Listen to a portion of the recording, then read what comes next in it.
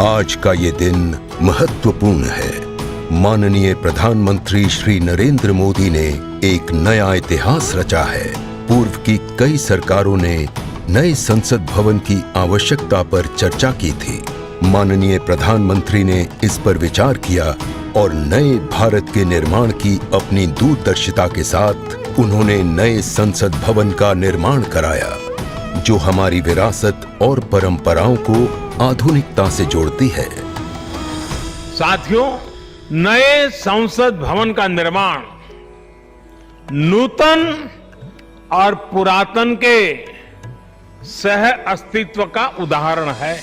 ये नई संरचना लगभग 59,000 श्रमवीरों के योगदान से बनाई गई है। माननीय प्रधानमंत्री ने राष्ट्र की ओर से उनका आभार प्रकट किया है।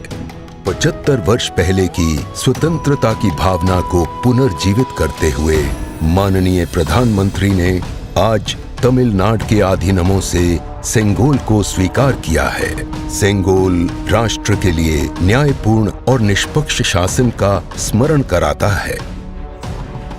सेंगोल तमिल शब्द सेम्मई से लिया गया है, जिसका अर्थ है नीति परायणता। इसके शीर्ष पर न्याय के प्रतीक पवित्र नंदी अपनी अचल दृष्टि में विराजित हैं। ये वही सेंगोल है जिसे श्री जवाहरलाल नेहरू ने 14 अगस्त 1947 की रात को थिरुवावडथुरई आदीनम से एक अनुष्ठान के माध्यम से स्वीकार किया था, जिसका आयोजन भारतीय सभ्यता के अनुसार किया गया था। उसके बाद इस पवित्र सेंगोल को यथोचित सम्मान और स्थान न मिल सका, जो मिलना चाहिए था। कहानी मुड़ती है तमिलनाडु के कांचीपुरम की ओर, जहां पूजनीय कांची मठ का आसन है।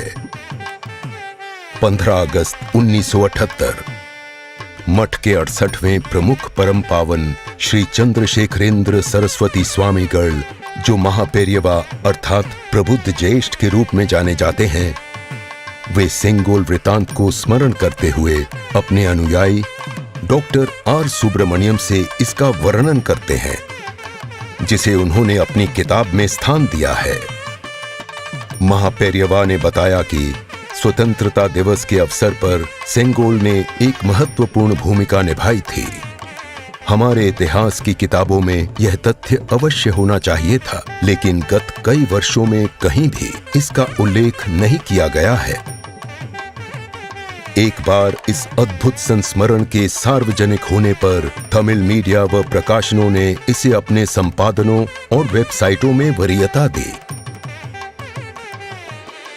माननीय प्रधानमंत्री एक परंपरागत प्रतीक की खोज में थे। तत्पश्चात सेंगोल ने उनका ध्यान आकर्षण किया।